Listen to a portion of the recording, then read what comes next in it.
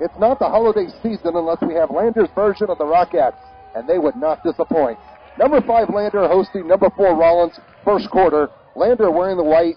Had Zach Sanders backed up one more inch, he would have gotten 3 points on this bucket, but all it does is tie the score up at 2 points apiece.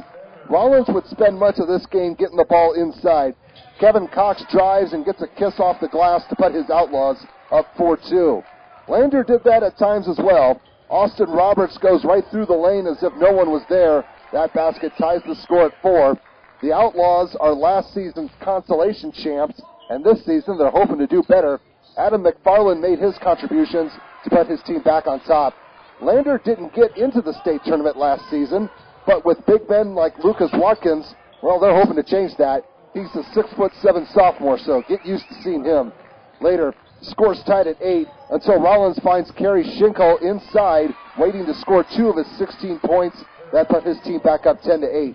Then the defense and transition got to work on this next highlight.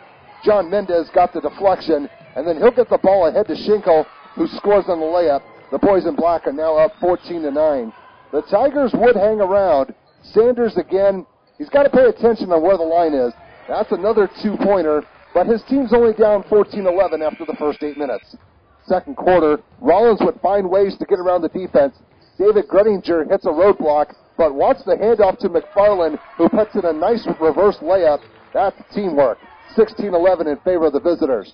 As for Gredinger, he had a few moves of his own to show off. The road is closed, so he'll just have to lean in to put up a shot. It goes, and the foul. The 3-point play has the Outlaws up 21-16. The home team would make sure that things didn't get out of hand.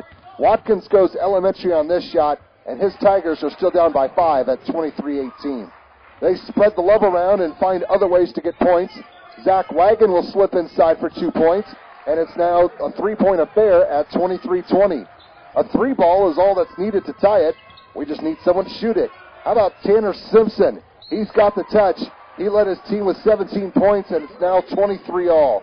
The Tigers would take the lead, so Rawlins had to get those points back. Gage McSpadden with a leaner of his own, and both teams would go into halftime with 25 points each. Third quarter, things went back and forth for a bit.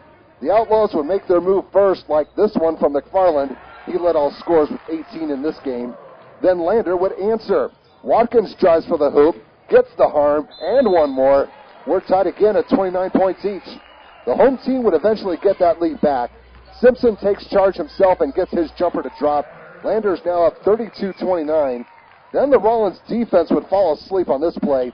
Simpson is coming in from behind, and he'll score with ease. And the Tigers were enjoying a 5-point lead, 34-29. Skipping ahead, Lander is once again on the attack. Derek Pale is open on the near side, and he'll bury the shot. His team has an 8-point cushion, 43-35. Then the visitors would get it together. Mendez puts up 3 of his own, and that would get things started. Outlaws are down 5, 43-38. They get closer.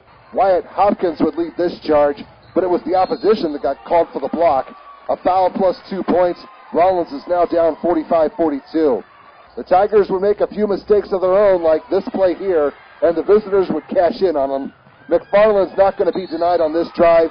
Hoop and the foul. He's feeling it, and the Outlaws take the lead, 47-45 going into the final 8 minutes. Fourth quarter. Here comes more McFarland from downtown. Give him 3 more.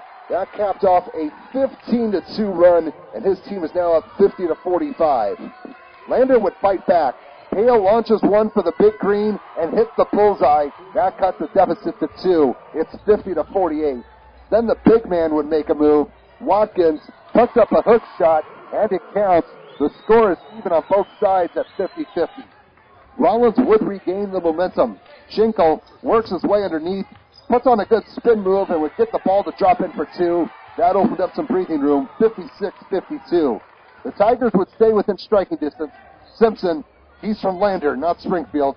Buckets like those kept it at a 2-point game. The Outlaws had to make their move like bandits. Watch the fast pass to McSpadden.